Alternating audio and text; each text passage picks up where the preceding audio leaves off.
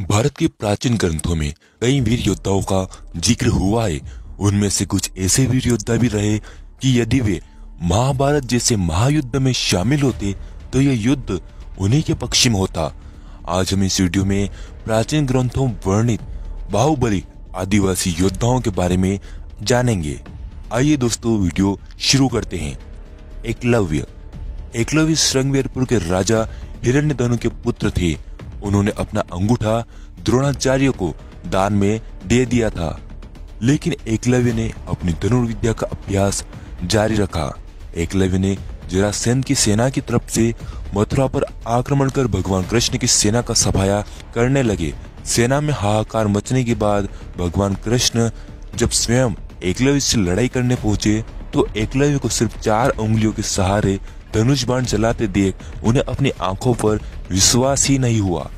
ऐसा कहा जाता है कि इसी युद्ध में भगवान श्री कृष्ण ने एकलव्य का वध छल पूर्वक कर दिया। नेक्स्ट, शंबर। यह एक आदिवासी राजा थे जिन्होंने 100 दुर्गों का निर्माण करवाया था। यह कश्यप और धनु के पुत्रों में से एक थे और यह परम ज्ञानी तथा राजनीतिज्ञ थे। वैदिक तथा पौराणिक ग्रंथों के अध्ययन से पता चलता है कि इनका युद्ध भगवान इंद्र से हुआ था। भगवान इंद्र ने मरुतो और अश्विनी की सहायता से तथा दिवोदस के अनुरोध पर शंबर नामक राजा का वध कर दिया और उनके द्वारा बनवाए गए समस्त किलों को नष्ट कर दिया। इस तरह से 100 किलों के साथ शंबर भी खत्म हो गए। नेक्स्ट, बर्बरीक भगवान खाटू श्याम जी। बर्बरीक महाभारत के एक महान योद्धा थे। उनके पिता घटोत्कच और माता अहिलावती थी। इन्हें नेपाल में यलंबर कहा जाता है, जो कि एक किरात अथवा भील राजा थे। बर्बरीक के पिता घटोत्कच और कर्ण के मध्य आधी रात तक युद्ध चला। इस युद्ध में घटोत्कच मारे गए। वहीं उनके पुत्र बर्बरीक बेहद बलवान और ताकतवर योद्धा थे।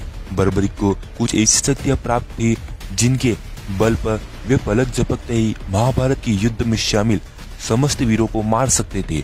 जब वे युद्ध के मैदान में आए तब इनकी शक्ति का परिचय प्राप्त कर भगवान श्री कृष्ण ने ब्राह्मण वेश धारण कर इनसे मुलाकात करी। महायोद्धा बर्बरीक केवल 3 बाणों से ही युद्ध जीत जाते। तब भगवान श्री कृष्ण ने बर्बरीक से एक वचन मांगा और मजबूरन बर्बरीक को अपना सिर काटकर भगवान श्री कृष्ण को सौंपना पड़ा।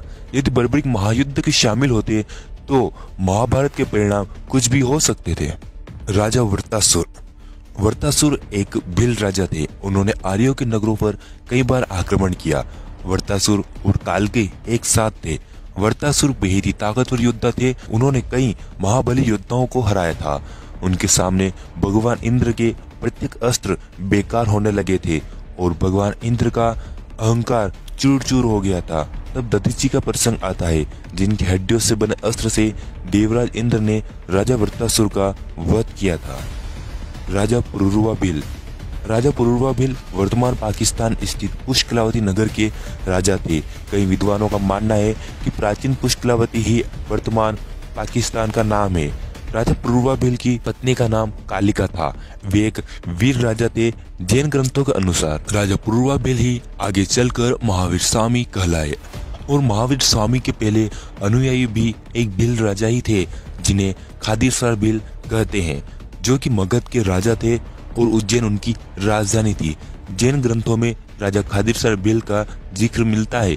वहीं मगध सम्राट बिंबिसार और राजा खादीसर भील के बीच भी कई समानताएं देखने को मिलती हैं। बब्रुवाहन मणिपुर के राजा थे। जब अर्जुन ने अश्वमेध यज्ञ करवाया तब उनका घोड़ा मणिपुर में वीर बालक बब्रुवाहन द्वारा रोक लिया गया था। उन्होंने भीम को युद्ध में हरा दिया और वृषकेतु को मार दिया।